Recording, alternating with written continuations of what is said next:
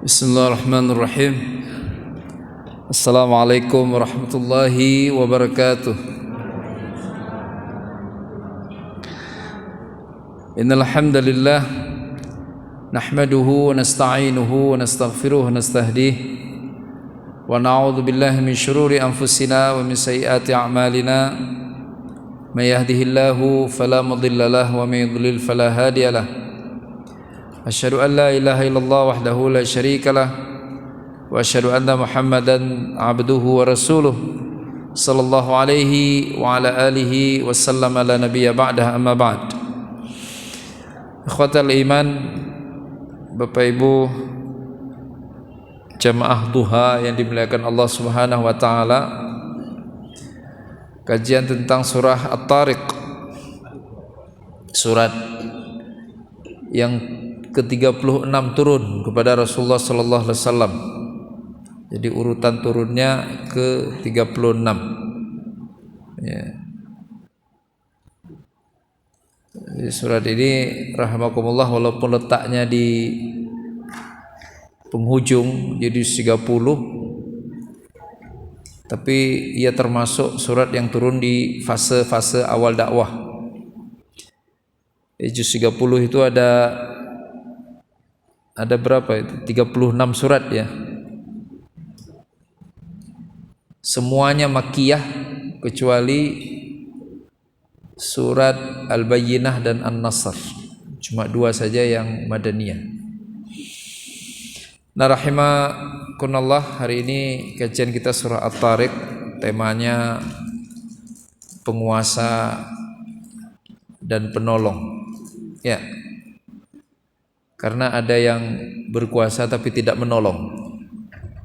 Sebaliknya kadang-kadang menolong tapi tidak punya kuasa. Nah, jadi yang terkumpul pada satu zat hanya Allah Subhanahu wa taala. Penguasa sekaligus penolong. Jadi rahimakumullah, waktu di WA saya bingung, enggak saya jawab-jawab. Saya selalu lama menjawab tema apa. Saya ulang-ulang suratnya. Saya apa pelajaran paling inti dari surat ini yang relevan dengan kondisi kita sekarang.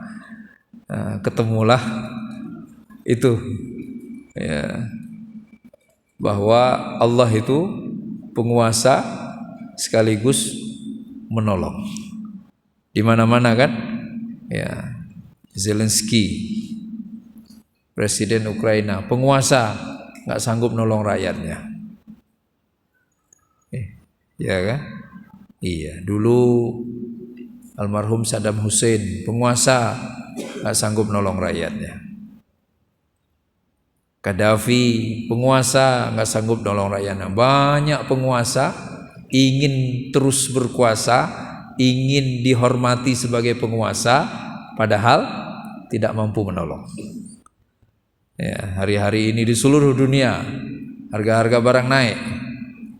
Di Rusia, di Eropa gas susah, mau masuk musim panas. Penguasanya nggak bisa menolong. Mereka justru minta pengertian rakyatnya. Termasuk mungkin juga di tanah air ini. Nah, rahimakumullah, sebaliknya, kita kenal orang sering menolong. Perlu apa aja dia pasti bantu. Tapi dia bukan penguasa. Dia nggak punya kuasa apa-apa. Nah, yang penolong sekaligus penguasa hanyalah Allah SWT, dan kita akan mempelajarinya melalui ayat ini. Berbagai aspek terkait bagaimana caranya membangun iman, bagaimana agar percaya sama Allah, bagaimana agar kita tidak sombong, apa yang harus kita sadari, ya. Kemudian bagaimana merespon ya, orang-orang yang menghalang-halangi kita untuk hanya menyembah penguasa yang menolong itu, yaitu Allah Subhanahu wa taala. Karena ada yang enggak suka. Ya. Jadi dari kalangan manusia itu ada yang lebih seneng kita nyembah-nyembah, sujud-sujud sama penguasa yang tidak bisa menolong, atau sama penolong yang enggak berkuasa. Nah, kita enggak pengen begitu. Kita hanya ingin menyembah, sujud-sujud, percaya penuh hanya kepada penguasa yang penolong, yaitu Allah Subhanahu wa taala. Nah, apa yang harus kita lakukan? Sikap apa yang harus kita bangun? Insyaallah kita akan pelajari melalui surah At-Tariq ini. Silakan Bapak Ibu dibuka surahnya. Surahnya pendek ini. Di antara keutamaannya, surat ini adalah surat yang kata Abu Hurairah itu paling sering dibaca oleh Nabi Shallallahu Alaihi Wasallam di sholat Isya, ya sholat malam, sholat Isya. Jadi Al-Buruj, kemudian surah At-Tariq itu sering sekali dibaca oleh Rasulullah SAW.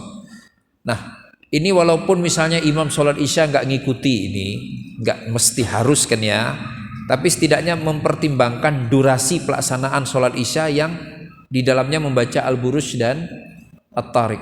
Ya, jadinya kan sedang durasinya. Kita masih kuat berdiri lah, walaupun itu bagi saudara-saudara kita yang mungkin di siang harinya bekerja fisik. Ya, jadi jangan sampai giliran Isya panjang banget. Maka kalau kita belajar urutan durasi sholat berjamaah itu, sholat fardu paling panjang subuh, terus duhur lebih singkat dari subuh, asar lebih singkat dari duhur, maghrib lebih singkat dari asar, isya lebih singkat dari maghrib. Jadi jangan kebalik-balik.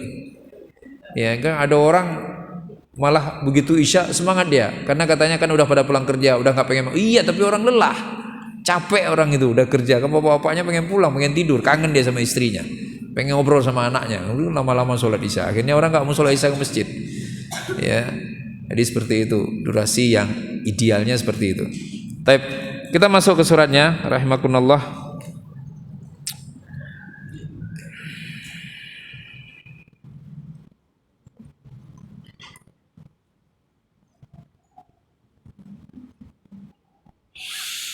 Was-sama'i wat-tariq. Ya, a'udzubillahi minasyaitonir rajim. Bismillahirrahmanirrahim. Was-sama', Allah bersumpah. Wa itu sumpah ya, demi langit. Bukan dan langit, demi langit. Ya, wa itu ada yang berarti dan, ada yang berarti demi. Demi langit, was-sama'. Ya memang kita harus sadar lah. Cara menghadirkan kesadaran itu buat komparasi, perbandingan. Perbandingan itu penting. Perbandingan itu kalau salah-salah, ada yang bikin kita terpuruk. Tapi kalau dilakukan dengan cara benar, perbandingan itu bikin kita kuat. Ya misalnya apa? Misalnya bapak-bapak nih, maaf ya ibu-ibu ya, bapak membandingkan istrinya sama perempuan lain yang dia kenal di jalan. Wah, itu perempuan itu cantik sekali, gemulai, masih langsing misalnya. Ya bandingkan dengan istrinya di rumah. Itu penilaian si bapak A. Si bapak E juga menilai dengan cara yang sama. Perempuan itu cantik sekali, kelihatan lembut, langsing dan sebagainya. Istriku, masya Allah. Ya kan? Sama. Awalnya dia membacanya sama. Tapi kemudian si bapak A melanjutkannya apa? Nggak ada gunanya aku yang masih ganteng ini tinggal dengan perempuan kayak di rumahku itu, istriku yang sudah tua itu. Itu kesimpulan bapak A. Kesimpulan si bapak B, tapi kan istriku yang dulu menerimaku untuk jadi suaminya, belum tentu wanita lain mau menerimaku.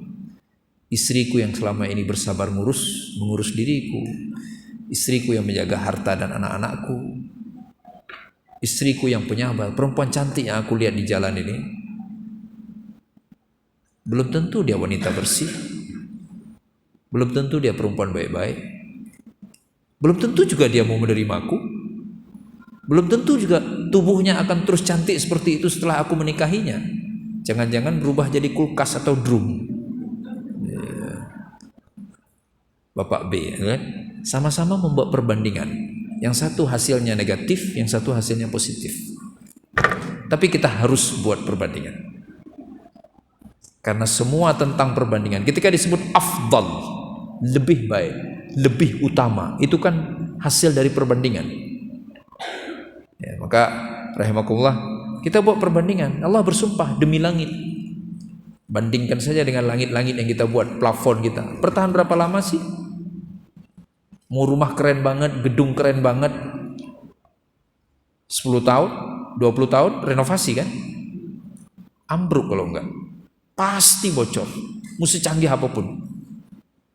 Langit, pernah tiba-tiba kita melihat langit pecah setelah usianya ribuan tahun itu, atau jutaan tahun? Enggak kan? Wassama. Tetap seperti itu. Coba ya, bacalah cerita ilmuwan, kita nonton TV, nggak ada satupun yang mengatakan langit berubah setelah sekian lama memayungi bumi atau jagat raya. Enggak. Masih persis. Kalaupun terjadi persoalan hanya karena polusi cahaya saja. Kita nggak sejernih melihat langit ketika tidak ada polusi cahaya kan? Ngelihat bintang agak susah. Bukan nggak kelihatan sebenarnya, tapi banyak asap atau ada polusi cahaya. Sisanya langit sama persis. Allah karim wassama. Allah. Begitu Allah bersumpah dengan makhluknya, kita langsung cari apa kelebihannya, buat perbandingan dengan apa yang kita lakukan. Langsung kita lemes. Mau keren banget, mau ilmu arsiteknya hebat banget, tetap nggak ada apa-apanya dibandingkan Allah. Maka luntur egoisme intelektual kita di hadapan kekuasaan Allah Subhanahu wa taala. Berikutnya, wat-tariq. At-tariq yatruk. Ya, yatruk itu apa? At-tariq, semua yang dia muncul di malam hari. Itu disebut at-tariq. Jadi kelihatannya di malam hari. Jadi bintang-bintang yang ada di langit yang sangat indah itu. Nah, untuk melihat ini Bapak Ibu ilmiah sebenarnya. Jadi awalnya yatrukul bab, pintu itu, ketuk pintu. Itu konotasinya at-tariq. Orangnya ada. Ya. Tapi begitu dia ketuk pintu, kita jadi tahu akan keberadaannya. Kalau dia nggak ketuk pintu, kita nggak tahu akan keberadaannya. Jadi bukan, lihat, Allah sampaikan ini 15 abad yang lalu. Dulu orang berpikir bintang itu keluar di malam hari. Baru setelah ilmu pengetahuan canggih, manusia mengetahui bahwa bintang nggak kemana-mana. Cuman ketika siang kita nggak melihatnya. At-tariq. Ia menghadirkan, ia membuat orang tahu akan kehadirannya di malam hari. Padahal di siang hari pun dia ada. Lihat penggunaan pilihan kata yang digunakan Allah. Ini yang paling menakjubkan dari Al-Quranul Karim untuk era sekarang ini. Informasi Al-Quran tentang semesta tidak pernah berseberangan dengan perkembangan ilmu pengetahuan. Cuma Quran tok. Buat lagi perbandingan. Gak ada kitab suci lain yang bisa seperti ini. Kadang ada ilmuwan ingin mengatakan, oh itu buktinya Quran Anda salah. Berpikir bahwa bintang itu tidak ada, hilang dia di siang hari. Dia baru akan, dia ada. At-tariq. Dia hanya mengetuk pintu. Dia hanya memperlihatkan dirinya. Ketika bercahaya dia nggak kelihatan. Karena terang, semuanya terang. Begitu semuanya gelap, dia perlihatkan dirinya. Ya salam. Tamam rahimakumullah. Ayat ilmiah. As-sama'i wat-tariq. Dan begitu Allah bersumpah, begitu kita lihat bintang, nggak ada Pak, orang lihat bintang itu sakit mata, nggak ada. Pasti menakjubkan. Ada manusia kan, hari ini mereka coba-coba bikin lampu seterang bintang. Di antaranya dengan teknologi LED itu. Tapi nggak sedikit yang bikin kita sakit mata kan. Pernah nggak Bapak main keluar kota yang nggak ada polusi cahaya, kita gelar tikar, duduk kita lihat ke langit, terus silau, pernah Pak? Lihat bintang silau, sangat terang, sangat indah dan sangat nyaman. Was-sama'i wat-tariq. Nah, jadi kalau saya ke teman-teman saya selalu bilang ayat begini, berarti dorongan kita rihlah nih, jalan-jalan kita nyari tempat yang gelap biar kita bisa lihat bintang. Setelah itu kita berzikir, jangan malah karaokean, ya kan? Mengingat Allah Subhanahu wa taala. Tamam, lanjutkan. Wa ma adraka mat-tariq. Di dalam Al-Qur'an ada setidaknya belasan, mungkin 13 kata-kata wa ma adraka. Wa ma adraka.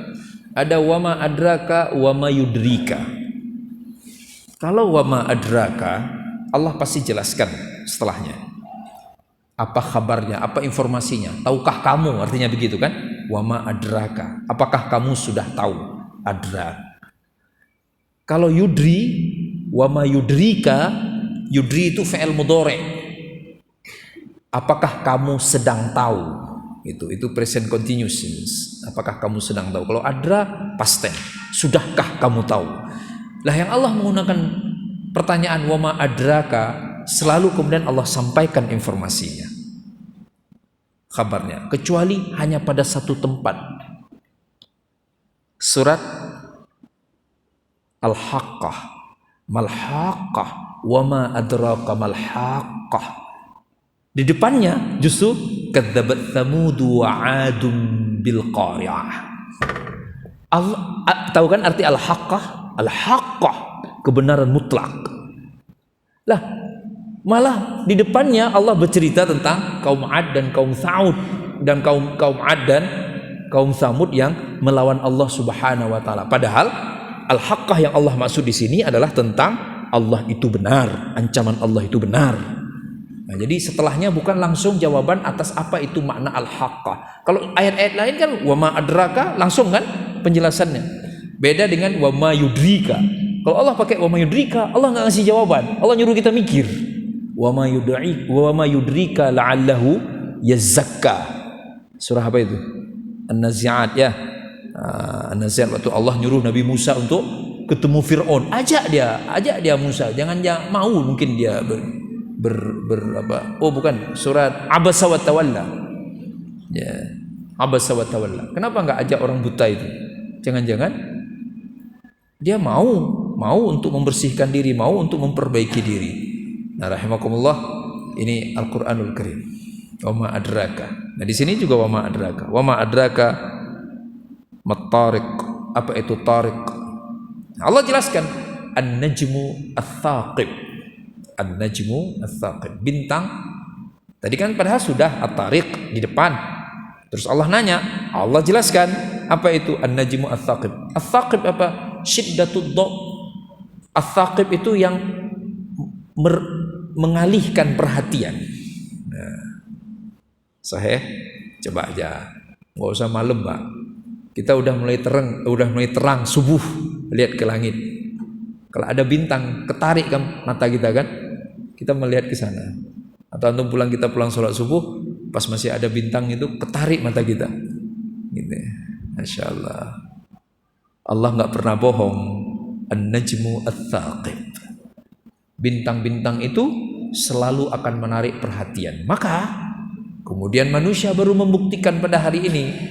Manusia membuat teropong bintang yang canggih, bisa mengambil foto dalam jarak yang cukup jauh, dan kemudian nggak ada satupun foto bintang itu yang nggak bikin kita takjub. Ya salam, nggak ada satupun.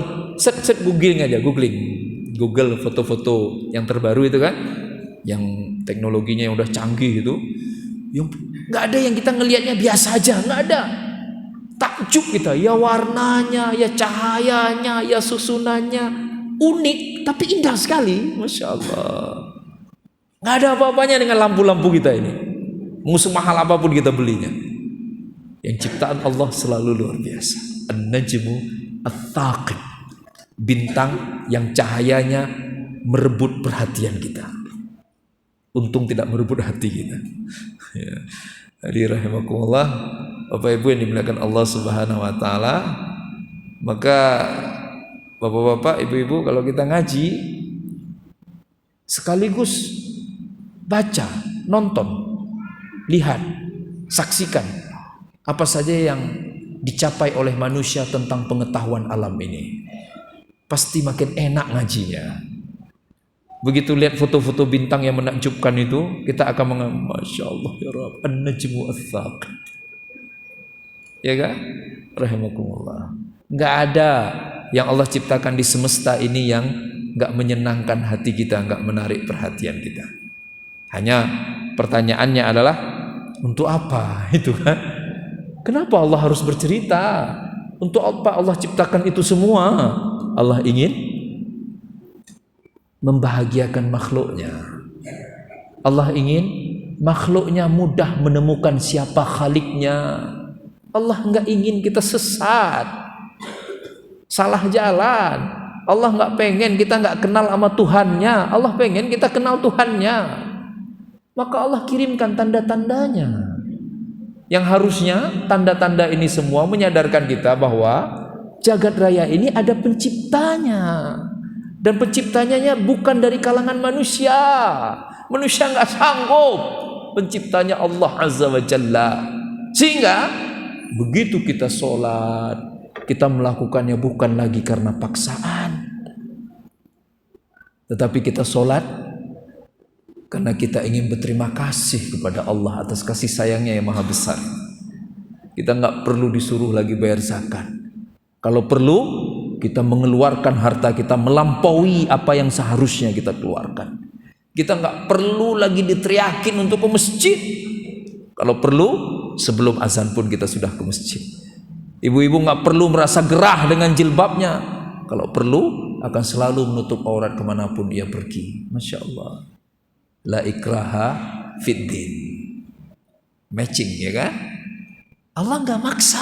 Allah hanya menunjukkan kekuasaannya. Akhirnya kita nggak bisa ngapa-ngapain. Rahimakumullah. Ya kan? Akhirnya kita ingin tunduk, ingin sama. Ya sebenarnya sesama manusia ini terjadi. Saya ingat lagi saya kuliah dulu kan. Kadang-kadang masuk ruang kuliah belum kenal sama profesornya. Begitu dia 5 menit ngomong, kagumnya minta ampun. Itu isinya ilmu semua. 5 menit itu ilmu yang harusnya kita baca buku 3 jam. Langsung lemes, langsung ingin memuliakan, ingin menghormati, ingin mengikuti gaya pikirannya, ingin meneladani akhlaknya. Itu baru manusia biasa itu. Begitu membuat kita kagum, nggak perlu kita dipaksa untuk menghormatinya. Betul kan? Nggak perlu. Harusnya bukankah lebih-lebih lagi sama Allah? Makanya la ikraha fid din. Allah nggak maksa-maksa, terserah saja.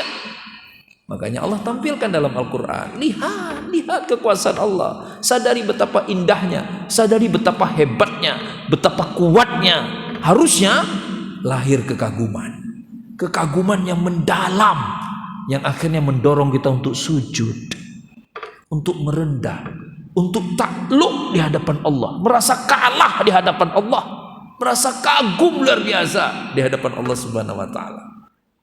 Kalau sudah begitu, nikmat rasanya hidup, ya kan? Lezat rasanya iman, karena nggak ada lagi paksaan. Yang ada adalah rasa kekaguman yang luar biasa akan kemahakuasaan Allah Subhanahu wa taala. Kita semua mengalami itu loh Bapak Ibu. Mengalami itu kita. Pasti dalam hidup kita ada orang yang kita kagumi. Mungkin ibu-ibu dulu baru nikah sama suaminya. Ya, ibu-ibu nggak sanggup berkata-kata kalau suaminya minta sesuatu. Ya Allah, udah deh aku nurut aja. Itu misalnya gitu ya, baru-baru nikah biasanya begitu kan? Ya, perkara setelahnya berubah itu urusan lain. Bapak-bapaknya juga begitu, atau mungkin sama gurunya atau sama siapa. Kita mengalami masa-masa itu. Kenapa kok sama Allah nggak pernah ya? Nggak pernah sampai ya Allah. Nah, kita perlu berupaya agar kita bisa seperti itu. Itu yang disampaikan Imam Ibnu Qayyim Al-Jauziyah. Iman itu baru indah kalau didasari oleh cinta. Cinta itu harus berawal dari kekaguman. Jangan dari syahwat, dari kagum sama Allah. Maka akan membuat kita benar-benar tulus mencintai apa yang kita cintai itu. Tamam, rahimakumullah. An-Najmu Ats-Tsaqib. Kita lanjutkan ayatnya, ayat ke-4. In kullu nafsin lamma 'alaiha hafiz. Bukankah setiap orang itu ada yang menjaga? Nah, berbeda-beda pendapat ulama tentang kata hafid di sini. Ada yang mengatakan penjaga itu para malaikat. Ada yang mengatakan penjaga yang dimaksudkan adalah Allah Subhanahu wa taala. Ada lagi penjaga yang dimaksudkan adalah Al-Qur'anul Karim atau Rasulullah sallallahu alaihi wasallam. Tapi pendapat yang paling kuat, penjaga yang dimaksudkan adalah para malaikat, hafid, menjaga. Kata hafidh kita gunakan juga, hafidh Al-Quran, ya kan? Menjaga Al-Quranul Karim. Nah di sini kullu nafsin lamma 'alaiha hafidh. Kullu nafsin, setiap nafas, setiap jiwa. Kita menyebutnya nafas. Nafas dari bahasa Arab nafs, nafsun, jiwa, diri, individu. Nafas dalam konotasi kita, apa yang kita hembuskan, apa yang kita hirup disebut dengan nafas. Aslinya dari bahasa Arab. Kullu nafsin, setiap gerak-gerik kita, setiap diri kita ada yang mengawasinya, ada yang menjaganya. Kenapa Allah menyebut dengan kata-kata penjaga? Ya. Kenapa enggak menggunakan kata pengawas? Pengawas dalam bahasa Arab muraqib. Kenapa penjaga? Karena ia yang menjaga, ia yang menyimpan. Apanya yang dijaga? Ia menjaga catatan amal kita, menjaga kebaikan kita agar kelak kita menerimanya sebagai tabungan kebaikan, menjaga keburukan kita juga agar kelak kita menerimanya sebagai catatan keburukan kita. Sama kayak kita nabung ke bank, apa yang kita simpan itu yang kita ambil kan? Iya. Ya salah. Ada yang jaga, rahimakumullah. Ini halus sekali bahasa Allah Subhanahu wa taala, dan Masya Allah memang kalamullah itu selalu luar biasa, mukjizat abadi sampai hari kiamat. Hafidh. Kita suka berpikir tanpa sadar, nggak ada yang menjaga apa yang kita lakukan setelah merusak CCTV misalnya, atau setelah membunuh saksi, atau setelah merusak TKP. Terjadi di seluruh dunia kan? Iya. Di Ukraina itu yang kita nonton tiap hari di TV itu, Masya Allah kan, begitu pasukan Rusia itu pulang, ada yang udah di tanahnya, padahal di situ mereka pernah melakukan pembantaian dan sebagainya. Nah, rahimakumullah, padahal ada hafidh, ada yang jaga, ada yang ditugasi oleh Allah untuk menjaga. Kalau hari ini kita begitu yakinnya dengan CCTV, begitu yakin dengan alat sadap, pertanyaannya sederhana saja, kok bisa ya gak yakin dengan kemampuan Allah mengutus malaikat? Padahal dia katanya orang beriman. Rukun imannya ada 6. Salah satunya beriman kepada malaikat. Tapi ketika berbuat seenaknya, seolah-olah kalau gak kelihatan berarti gak ada. Lah alat sadap gak kelihatan tapi kita yakini ada, terjadi penyadapan. Gak fair kita kan? Kalau benar saya hanya percaya apa yang bisa saya lihat, pertanyaannya sederhana aja, kenapa percaya alat sadap? Kan nggak kelihatan alatnya. Masya Allah. Harusnya percaya juga dong ada malaikat. Berarti apa persoalannya? Persoalannya kalau sadap, disadap suaranya, disadap teleponnya, disadap HP-nya, WA-nya, SMS-nya, dibongkar di ruang pengadilan manusia di dunia. Sementara kalau yang disadap oleh Allah kapan dibongkar? Nanti di akhirat. Jadi karena belum dibongkar, kita merasa aman. Innalillahi wa inna ilaihi raji'un. Hafidh, nggak ada yang hilang. Terjaga dengan baik semuanya. Apapun, gerak mata, gerak lisan, tangan, kaki, pikiran, perasaan, termasuk keberpihakan, kebijakan, keputusan dijaga semua-semua. Janji dijaga sama Allah Subhanahu wa taala, dijaga. Mudah ngebohongi orang. Maksud saya waktu itu seandainya tidak ada fluktuasi harga minyak bumi di dunia ini, mudah, manusia juga nggak bakalan nuntut. Emang bisa apa sih manusia? Maksud ayah waktu itu, nak, kalau selesai engkau hafal Quran, berangkat umroh, nanti kalau kamu sudah tamat kuliah. Lah ini kamu buru-buru sudah hafal 30 juz baru tamat SD. Ayah belum punya duit untuk berangkatin kamu umroh. Kamu salah paham. Mudah, si anak gak bakalan ngambil pisau menusuk ayahnya. Enggak, sayang dia sama ayahnya. Dia diam aja. Oh gitu ya ayah ya. Oh ya udah deh. Aku kira sekarang kita umroh kalau aku udah hafal 30 juz. Tapi Allah bisa ngomong begitu sama Allah. Masalahnya Allah tahu isi hati. Itu yang paling repot. Kalau manusia nggak tahu isi hati, manusia taunya apa yang keluar, apa yang terdengar dari lisan. Itu aja dia taunya tuh. Itu aja. Kalaupun dia ingin menilai, dia lihat gerak-gerik wajahnya, gerak matanya, katup matanya, gerak daun telinganya, gerak badannya. Itu aja yang dilihat. Tangannya bagaimana, mukul-mukul begini apa diam aja. Kakinya bagaimana, nada bicaranya bagaimana. Cuma itu aja manusia. Hatinya persisnya dia nggak tahu. Kita bacalah jurnal-jurnal ilmiah itu. Lie detektor itu dengan mudah bisa diatasi oleh orang yang terlatih, bukan? Allah bisa dibohongin. Hafir. Allah jaga semuanya dengan baik. In kullu nafsin. Maka nggak perlu repot sekali cari-cari salah orang lain. Semua orang lain salah, terus kita paling benar. La, kullu nafsin. Mau dia ustaz kayak kiai, khatib apa aja, dia juga termasuk kullu nafsin.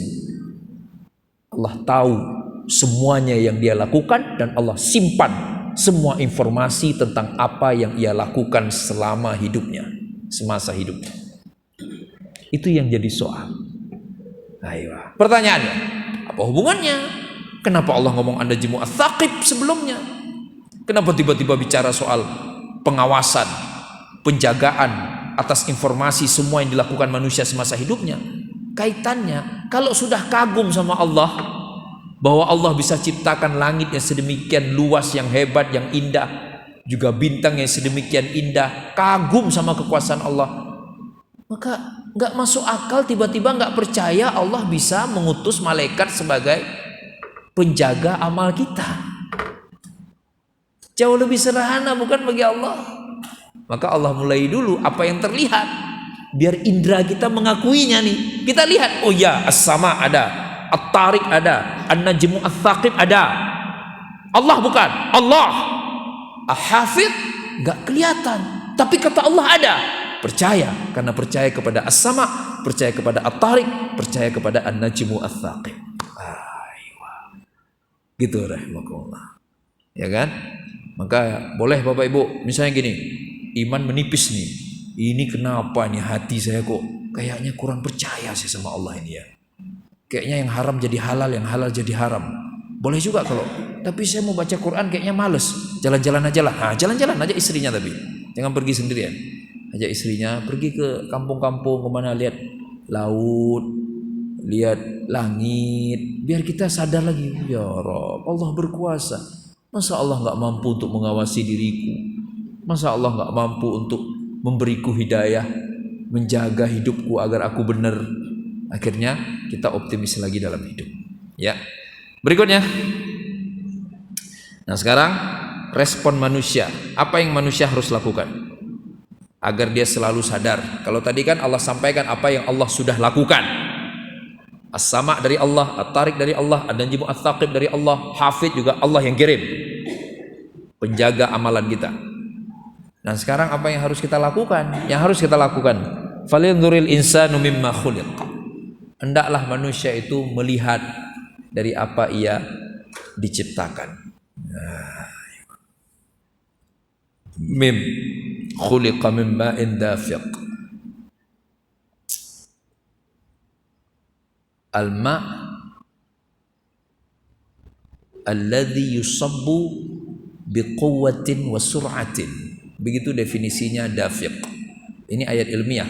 Kalau Bapak Ibu pengen baca penjelasannya, ada di dalam tafsir Tahir bin Ashur.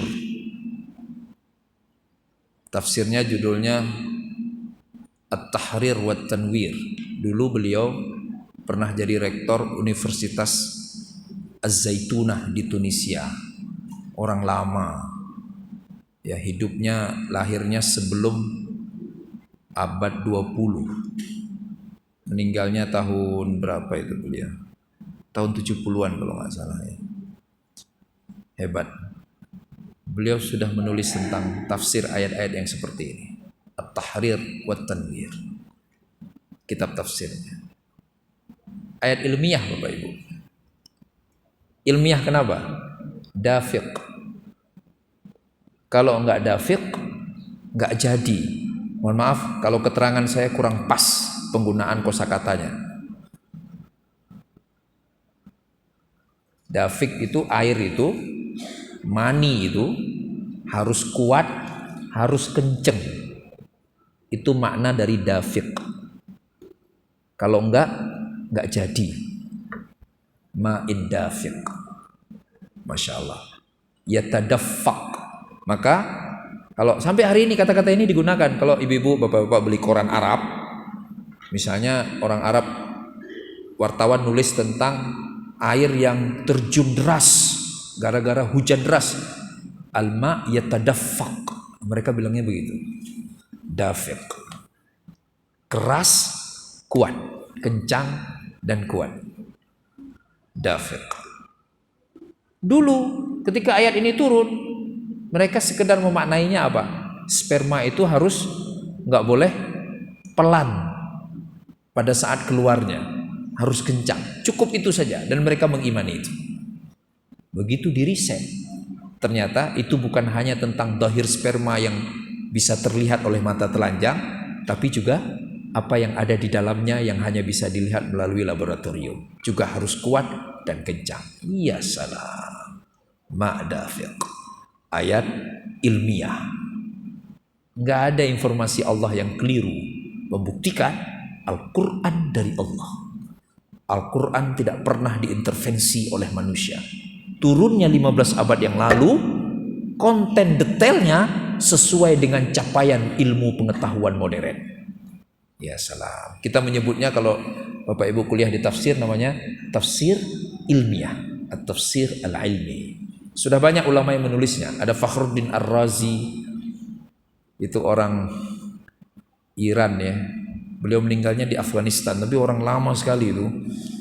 Terus ada orang Mesir namanya Syekh Tantawi Jauhari, nama kitab tafsirnya Al-Jauhar fil Qur'anil Karim. Kalau tadi Fakhruddin Ar-Razi, tafsirnya judulnya Mafatihul Ghaib. Mereka menulis tentang ini. Tapi makin ke sini makin lebih banyak lagi riset tentang tafsir ilmiah. Mereka takjub. Kita aja kadang, saya sering nggak tahu ya, saya belajar tafsirnya apa yang dikatakan Nabi, apa yang dikatakan sahabat. Begitu baca bareng-bareng teman-teman itu, mereka nanya ulang, loh itu kok benar ya, kok sesuai ya. Mereka biasanya nanya, itu kira-kira makna persisnya apa? Apa itu dafiq? Saya cuma tahu makna persisnya, saya nggak kebayang sampai ternyata harus bisa dilihat di lab dan ternyata sinkron dengan hasil lab. Dafiq, Allah karim. Jadi kalau buat dulu, zaman dulu, mereka memahami ayat ini bahwa kita itu hanya dari cairan. Maka jangan sombong, jangan merasa diri hebat. Kita nggak pernah menciptakan diri kita sendiri. Hari ini kita membaca ayat ini bertambah maknanya. Sudahlah kita hanya dari cairan. Yang kedua, Allahu Akbar. Hanya Allah yang bisa tahu informasi ini 15 abad yang lalu, ketika ilmu pengetahuan belum mencapai derajat apa-apa. Ya kan? Tamam? Berikutnya, yakhruju min bainis sulbi wat taraib.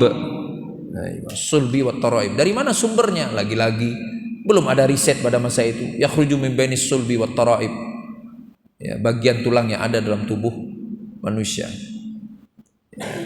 Dan persis apa yang Allah sampaikan di sini, persis dari situlah produksi sperma itu dibuat.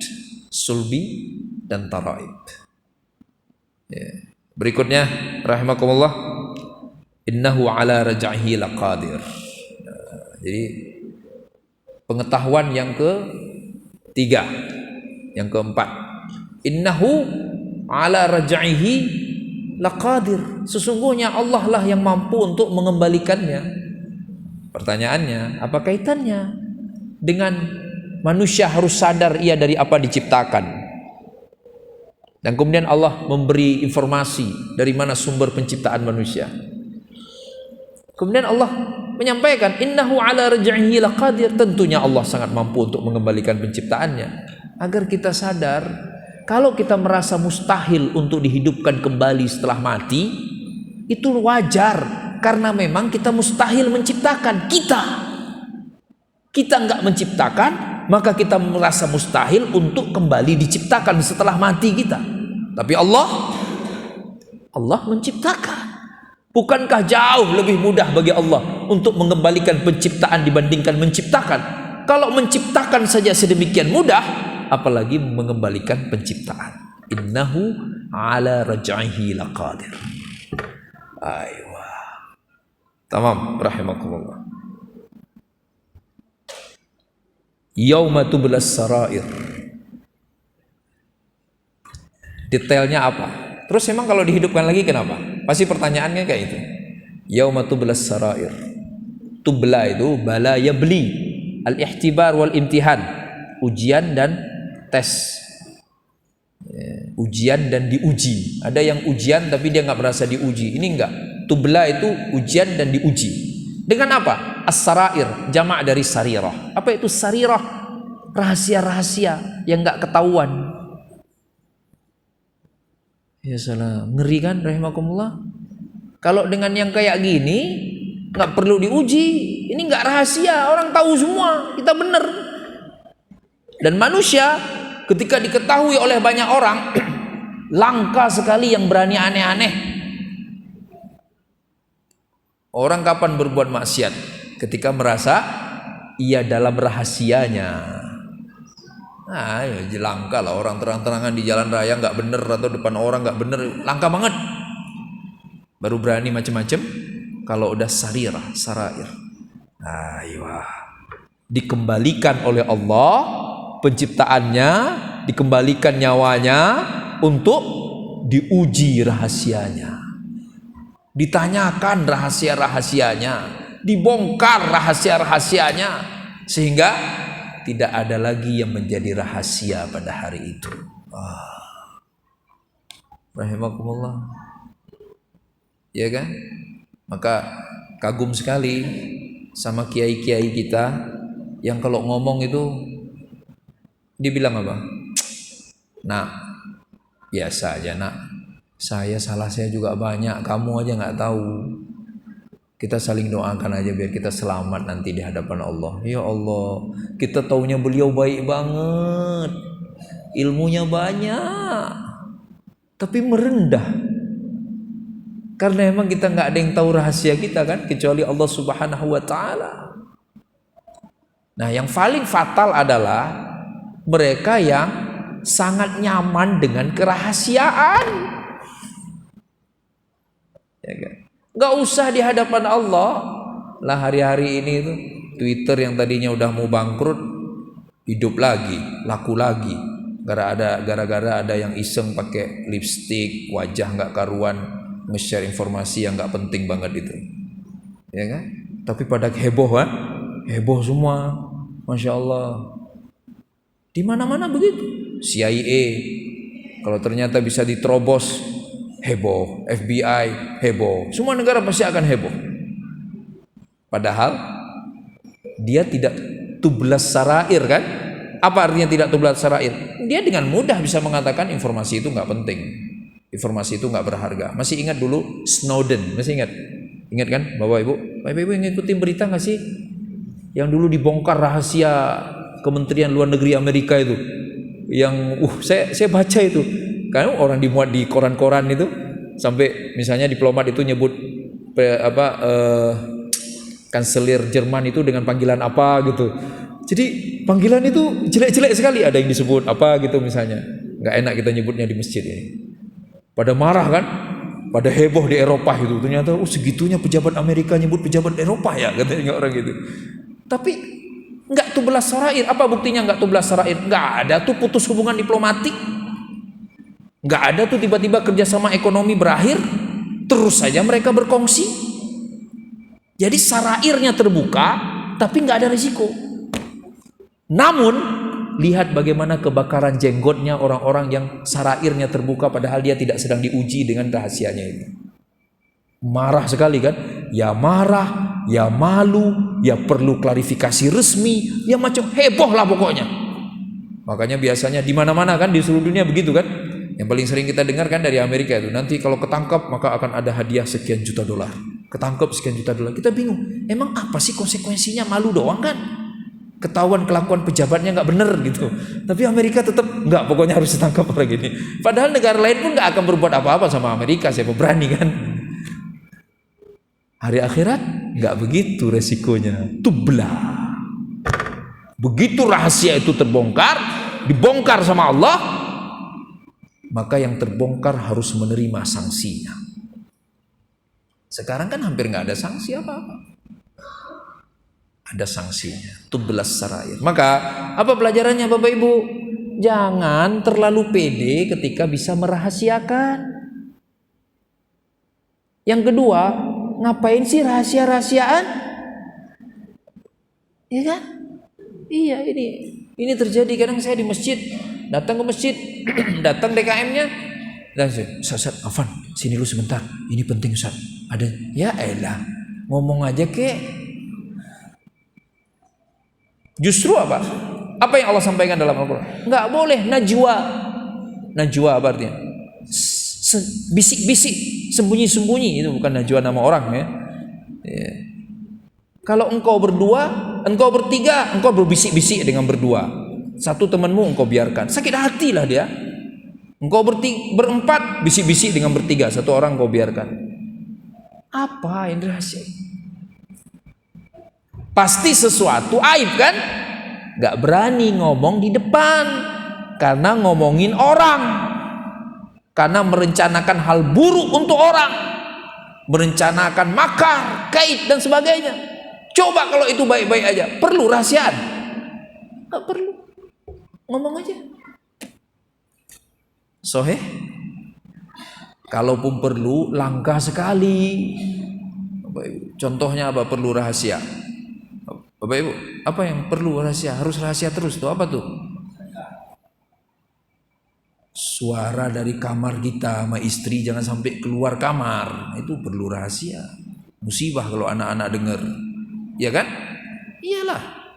Ditutup rapat, jangan ada suara. Ya itu rahasia, itu rahasia. Rahasia. Itu harus wajib rahasia. Enggak rahasia, salah kita menurut syariat. Maka pelajarannya Bapak Ibu, begitu kita tiba-tiba ingin merahasiakan sesuatu, segera tanyakan diri kita, ya Allah, ini kenapa nih? Emang haram ya? Oh iya, pantesan saya pengen rahasia. Akhirnya kita nggak jadi berbuat, nggak jadi salah, ya kan? Tapi yang kejadian selama ini kan nggak begitu rahasia. Wah ini aman nih, bisa rahasia. Berbuat. Jadi segera bertanya, kok saya pengen rahasia ya? Nggak pengen orang lain tahu. Oh salah. Ya udah tinggalkan aja, ya kan? Ya, ini ngeri loh Bapak Ibu tahu nggak? Sampai kadang-kadang ke level orang milih DKM, rahasia-rahasiaan, nulis surat, kirim ke rumah saya, Ustadz, ini nama-nama yang jangan sampai terpilih sebagai ketua DKM. Ya salah, ngomong aja. Assalamualaikum Bapak-bapak, maaf nih ya. Saya sama Bapak A, B, C menurut saya belum pas jadi ketua DKM karena saya lebih alim dari mereka. Ngomong aja, tapi kan nggak berani. Karena dia sadar dirinya nggak ada apa-apanya. Jadi rahasia-rahasiaan. Ya kan, rahimakumullah. Jangan berrahasia kecuali pada aspek yang diizinkan atau bahkan diharuskan oleh syariat. Biar kita aman di akhirat. Karena bahaya sekali. Orang makin banyak rahasianya, makin gak benar, betul gak? Ayo, orang kalau lebih banyak dohir daripada rahasia, insya Allah makin aman. Nabi, apa rahasianya? Coba Bapak Ibu, ada gak rahasia Nabi? Kita tahu gimana makannya, minumnya, ngomong apa, sama istrinya ngapain, pulang ngapain dulu, di rumah ngapain. Hampir gak ada rahasia Nabi. Ada gak rahasia Nabi? Gak ada, semuanya diceritakan.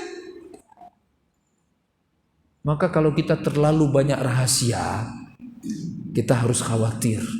Jangan-jangan saya ini orang gak bener. Orang pada gak tahu status kita. Semuanya perlu dirahasiakan. Alamat rumah orang gak boleh tahu. Plat mobil orang gak boleh tahu. Tinggal di mana orang gak boleh tahu. Istrinya siapa orang gak boleh tahu. Ya iyalah, dia pengen banyak istri. Bisa istri di mana-mana, orang gak tahu istrinya. Nah, aturan kita udah bagus kan. Kalau mau nikah, gak di daerahnya, perlu surat numpang nikah, KUA kan. Ini nggak perlu rahasia-rahasiaan. Tamam, rahimakumullah. Sama kayak ngaji kita. Ada nggak dirahasiain? Nggak kan? Ngaji. Oh kenapa pintunya tutup? Ya, biar adem, nggak pakai AC. Seandainya di luar juga adem, ya buka aja pintunya. Tamam. Berikutnya, Yauma tublas sarair, fama lahu min quwwatin wala nasir. Nah, ini kita sampai pada materi intinya. Inilah tema kita. Fama lahu min quwwatin wala nasir. Maka ketika tiba hari di mana rahasia itu diujikan, ditanyakan, dimintai pertanggungjawaban, fama lahu min quwwatin wala nasir. Pada saat itu dia tidak punya lagi kekuatan, dia tidak punya lagi siapapun yang bisa menolongnya. Tidak ada kuwah, tidak ada nasir. Ayo. Khalas.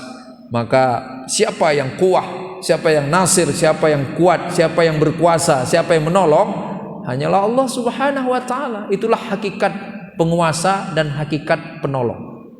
Pada satu zat, penguasa sekaligus penolong, penolong sekaligus berkuasa. Allah Azza wa Jalla. Ini perlu kita sama-sama kuatkan di dalam hati kita rahimakumullah. Karena hari ini kita terganggu sekali. Ada orang nolong, kita pikir orang itu bisa jadi tempat bergantung kita. Tiba-tiba dia bilang apa? Pak, saya nolong aja tapi saya nggak berkuasa. Sebaliknya, orang berkuasa sekali. Kita sujud-sujud, kita sembah-sembah. Tiba-tiba dia ngomong, maaf ya, kondisi ekonomi memburuk, saya nggak bisa tolong katanya. Itu terjadi rahimakumullah. Ya sudah, ke Allah aja. Coba dari awal kita ke Allah, bergantung ke Allah. Maka kemudian yang kita lakukan sesuai apa yang dimaui oleh Allah. Terjadi ujian, terjadi musibah, terjadi hal yang kita tidak inginkan, kita merasa tenang karena selama ini garis hidup kita sudah kita sesuaikan dengan apa yang diinginkan oleh Allah Subhanahu wa taala. Ya kan? Rahimakumullah. Berikutnya bagian akhir. Kembali lagi Allah sampaikan kekuasaannya. Lagi-lagi ayat ilmiah. Was-sama'i dzatir raj'i. Langit yang memiliki raja. Raja itu, Bapak Ibu, raja'a yarji'u rujuk. Pernah dengar orang rujuk nikah ya? Kembali lagi kan? Tadi berantem sama suami istri, berantem, balik lagi namanya rujuk, kembali lagi. Nah, sekarang ada ayat Allah mengatakan langit kembali. Bingung kita. Ini apanya yang kembali dari langit? Ya salam, ayat ilmiah. Allah sedang cerita apa? Siklus hujan. Itu sama kayak pertanyaan ayam dulu atau telur dulu. Tapi ini enggak sekonyol itu, ini enggak konyol. Allah Azza wa Jalla. Air dari muka bumi menguap jadi awan. Awan turun, hujan. Di bumi, kemudian tertampung, mau di laut, mau di sungai, mau dimanapun, kemudian menguap. Was-sama'i dzatir raj'i. Maka langit tidak pernah kekurangan uapan air untuk menurunkan hujan. Masya Allah. Agar kita mikir rahimakumullah. Agar kita sadar betapa semuanya ciptaan Allah Subhanahu wa taala. Betapa hanya Allah lah yang berkuasa. Was-sama'i dzatir raj'i. Berikutnya wal ard dzatis sada'. Apa itu sada'? Al-insida', al-insyiqaq. Bumi pasti bisa menumbuhkan. Kalau Bapak Ibu rajin masih suka nonton TV cerita-cerita alam itu, dulu mereka nggak kepikir di Antartika ada bagiannya yang akan menghijau. Hari ini mereka melihat itu. Dulu mereka nggak pernah kepikir bahwa di tanah Arab yang sedemikian tandusnya akan ada pohon. Yang paling mudah aja Arafah. Yang haji pernah haji sebelum tahun berapa tuh? 90. Baru kecil-kecil aja pohonnya kan. Haji, ada yang baru haji kemarin Pak, kayak apa sudah pohonnya itu? Masya Allah. Wal ardi dzatis sada'. Dimanapun bisa tumbuh pohon. Yang lebih menakjubkan lagi Pak, dulu lagi saya di Mesir kuliah itu, kan padang pasir tuh, Giza ke sana kan. Yang kalau kita dari Kairo mau kemana? Keterusan Suez atau main ke piramid, kan sebelah sananya piramid tuh padang pasir semua. Ada wilayah-wilayah yang kemudian oleh pemerintah diputuskan penghijauan. Kita bingung penghijauan gimana? Pasir. Tapi tumbuh loh Pak. Wal ardi dzatis sada. Dulu sahabat ketika membaca ayat ini hanya memahami, paham juga mereka, tapi mereka hanya memahami bumi menumbuhkan. Asal ada air, bumi pasti menumbuhkan. Ada air, bumi menumbuhkan dimanapun. Tapi mereka nggak sampai memahami bahwa tidak ada bagian tanah di muka bumi ini yang nggak bisa menumbuhkan. Dan ternyata Allah sudah sebutkan di dalam ayat ini. Wal ardi dzatis sada. Kalau Al-Quran bukan dari Allah, bisa jadi informasi begini pasti nggak akan akurat. Siapa yang mampu meriset semua jenis bagian bumi? Sampai sekarang aja ilmuwan mengakui selalu saja ada jenis hewan baru, jenis tanaman baru, ada kedalaman laut yang kita belum tahu apa isinya. Tapi Allah dengan tegas 15 abad yang lalu sudah menurunkan ayat ini. Berikutnya, innahu laqaulu fasl. Kita kembali kepada Al-Quran. Al-Quran itu adalah qaulun faslun. Faslun artinya kelas. Al-Quran itu membagi kelas. Al-Quran itu mengelompokkan. Kelompok yang hak, kelompok yang batil. Kelompok yang hidayah, kelompok yang sesat. Al-Quran pengelompoknya. Apa pelajaran besarnya buat kita ibu-ibu? Jangan membuat standar nilai baru. Cukup Al-Quran saja. Kalau kata Quran orang itu baik, maka baiklah ia di mata kita. Kalau kata Quran orang itu buruk, maka buruklah ia di mata kita. Selesai, begitu aja cukup. Masa Allah nggak bisa menilai makhluknya? Yang benar aja sih. Bukannya kita yang sering salah menilai orang. Dikira baik-baik, nggak tuhnya enggak. Dikira enggak, nggak tuhnya baik. Kenapa nggak pakai tolak ukur Al-Quran saja? Apa tolak ukur? Sederhana aja. Iman, amal soleh, baik. Sampai kapan orang itu baik? Selama iman, amal soleh. Begitu dia tinggalkan iman, amal soleh, berarti buruk. Sampai kapan? Selama ia tidak iman, amal soleh. Begitu iman, amal soleh lagi, baik lagi dia. Maka keputusan kita tentang orang baik dan orang buruk nggak ada yang permanen. Orang baik selama ia iman, amal soleh. Orang buruk selama ia tidak beriman, tidak beramal soleh. Selesai sudah. Jadi kita nggak perlu sujud-sujud sembah-sembah makhluk, ya kan? Ini ada nyembah kiainya. Kiai saya nggak pernah salah. Gimana ceritanya? Emang kiai nabi? Salah lah, makhluk. Walaupun bagian dari adab ilmu kita nggak cari-cari kesalahan ulama. Tapi nggak boleh tiba-tiba ada ulama nggak ada salah, yang musibah kita. Ada suami nggak ada salah, ada istri nggak ada salah, ada anak nggak ada salah. Lah, semua punya salah. Qaulun faslun, penentunya Quran. Enak banget. Nah, Bapak Ibu, praktekkan. Misalnya Bapak Ibu mau nikahkan anaknya, kasih tahu kan, nah, sakinah mawaddah warahmah insyaallah kalian. Tapi bahtera rumah tangga ini akan mengarungi samudra. Di awal-awal pernikahan hampir tidak ada badai. Arusnya tenang dan membahagiakan. Setelah tahun ketiga, keempat, kelima mulai ada badai. Jika itu terjadi, kamu berdua bersilang pendapat, maka innahu laqaulun faslun. Yang akan memutuskan adalah Al-Quran. Setuju nggak, nak? Tunggu sampai anaknya jawab setuju, Bapak Ibu. Ya Pak, ya Bu, suami istri, ya. Nanti kalau aku berantem sama istriku, aku pakai Quran. Kalau aku salah, ya aku ngalah dan minta maaf.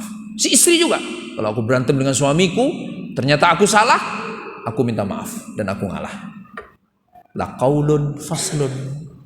Kan enak.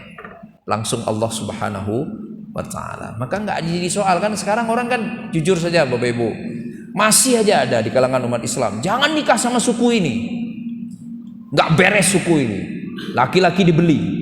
Jangan nikah sama suku ini, perempuannya mata duitan. Ada kan? Banyak yang begitu, masih laku itu di kita. Emang ada yang jamin? Emang ada ayat dari Nabi, ada hadis? Suku Aceh pasti soleh semua. Saya dari Aceh. Nggak jamin. Kalau begitu, semua orang pengen nikahkan anaknya sama orang Aceh, biar keturunannya pasti masuk surga. Nggak jamin kan? Nggak usah. Keturunan Nabi aja, turunan Nabi. Kalau nggak bener, masuk surga nggak?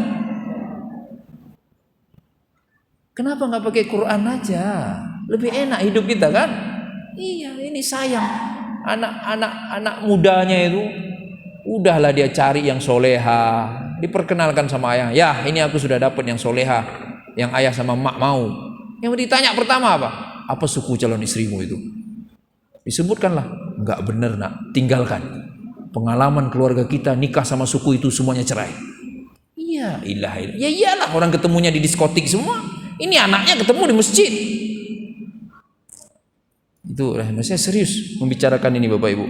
Karena kalau pola pikir kita nggak pernah berubah, merasa Al-Quran nggak tahu, Al-Quran nggak ngerti, Al-Quran nggak bisa, terus siapa yang bisa? Kalau tiba-tiba kita merasa Allah nggak paham tentang hidup kita, bukannya kita mati muka Allah, ya kan? La qaulun faslun, sepakati. Sampai hari ini Bapak Ibu boleh sepakati itu dengan pasangannya.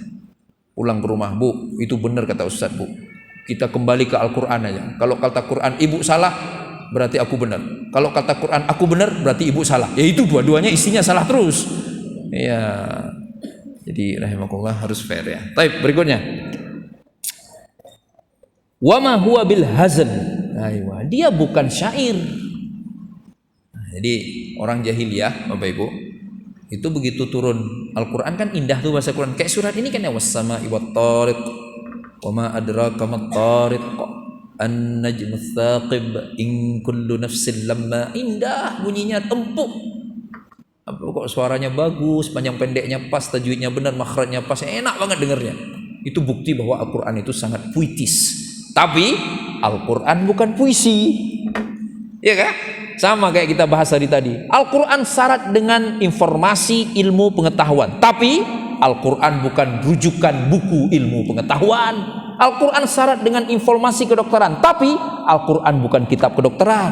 Al-Quran tetap kitab hidayah. Hanya kitab hidayah. Jadi ada orang jahiliyah itu, dia bilang apa? Oh, senang kami dengan Al-Quran, bahasanya bagus. Oh, bukan itu maunya. Maunya menjadi hidayah, dibaca, dipahami, dipedomani sebagai pedoman hidup. Itu harusnya. Pelajaran lagi. Terjadi kan hari ini, merdu suaranya kalau baca Quran. Indah banget. A'udzubillahi minasyaitonirrajim. Bismillahirrahmanirrahim. Oh, enak banget nih. Tapi udah segitu aja.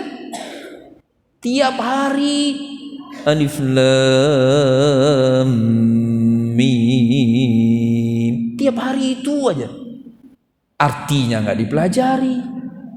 Perintah Al-Quran nggak dilaksanakan. Larangan Quran nggak ditinggalkan. Apa bedanya kita dengan orang jahiliyah yang berpikir bahwa Al-Quran itu sekedar kitab puisi? Ya kan?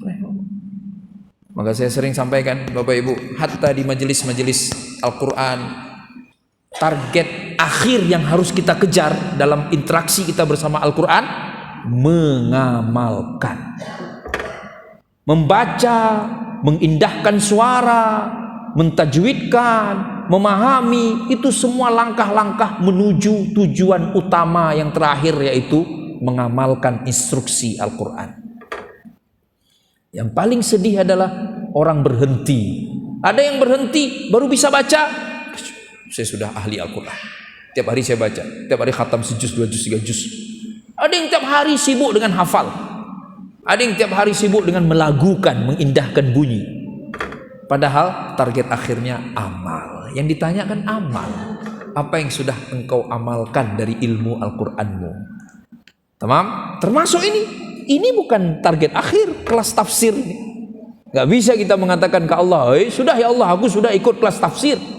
Tidak. Target akhirnya amal. Jadi akan kena semua ya, termasuk saya. Kalau omdo ngomong doang, gak ada yang diamalkan, kena.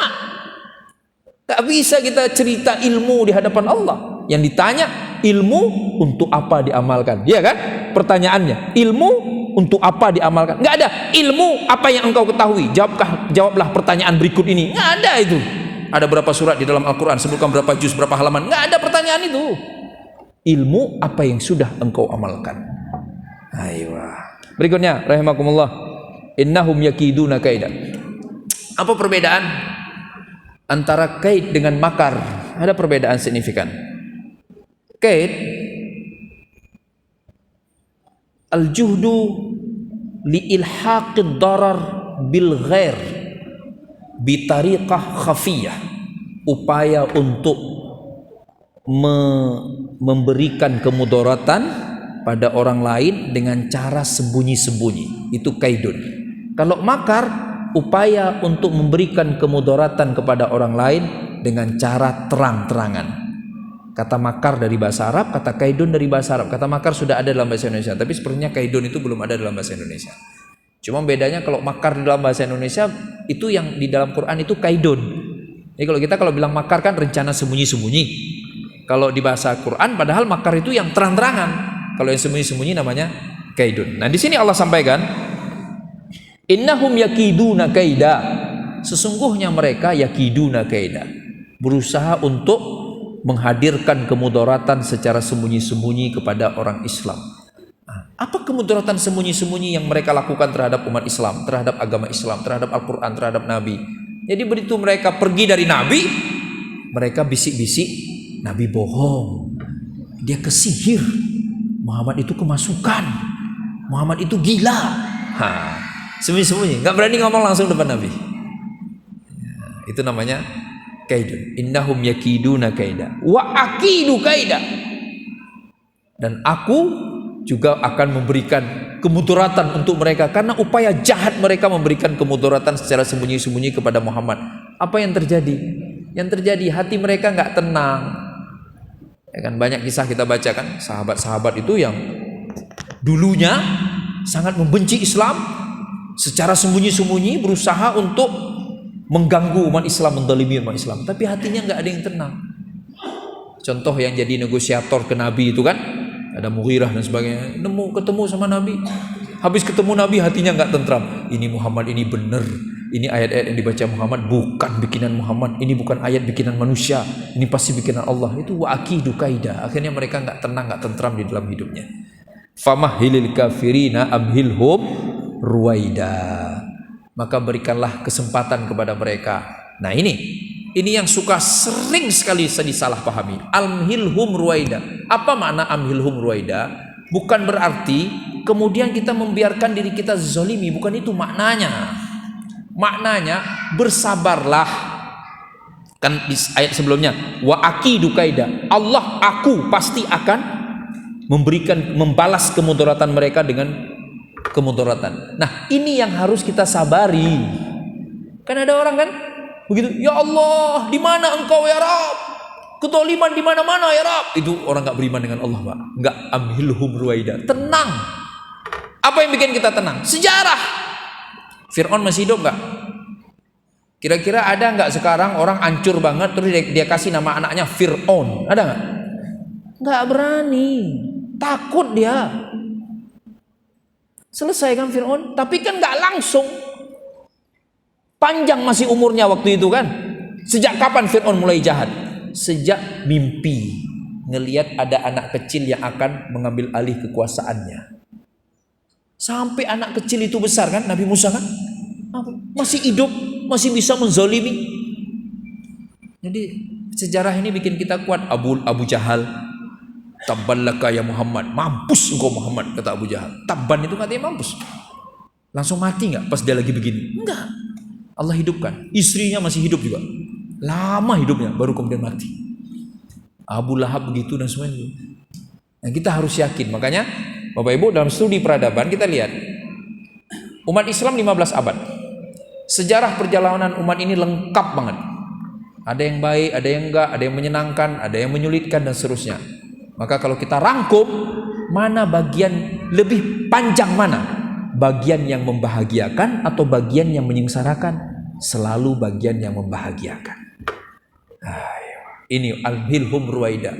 Jadi sabar ya, kita harus tetap jadi orang benar, tetap jadi orang baik, tetap beramar ma'ruf, tetap bernahi mungkar, tetap bisa tidur nyenyak, karena nggak ada yang perlu kita khawatirkan. Toh nyawa kita ketika tidur nyenyak ada di Allah kan? Ya. Kita tetap beramal, tetap belajar Quran, tenang aja, nggak ada kezoliman yang diabadikan Allah, nggak ada. Nggak ada. Emang ada mentang-mentang udah jadi maling kampung terkenal, lahir anak, kasih anak pertama namanya Abu Lahab, anak kedua namanya Abu Jahal, calon maling lanjutan dari ayahnya. Nggak ada yang segila itu, takut dia. Maka rahimakumullah, kita bersabar menghadapi semua yang terjadi, tapi muntalaknya yang kita jangan lupa, awalnya kita harus kagum sama Allah. Kekaguman itu membuat kita taat kepada Allah Subhanahu wa taala, membuat kita sadar bahwa nggak ada yang bisa kita rahasiakan, membuat kita sadar bahwa kelak kita harus mempertanggungjawabkan semuanya dengan detail di hadapan Allah, membuat kita sadar bahwa sesungguhnya penguasa yang hakiki, penguasa yang bisa menolong, penolong yang hakiki, penolong yang berkuasa, dan itu hanya ada pada zat Allah Subhanahu wa taala. Demikian, semoga ada manfaatnya buat kita bersama. Mohon maaf jika ada kesalahan. Billahi taufiq wal hidayah. Wassalamualaikum warahmatullahi wabarakatuh.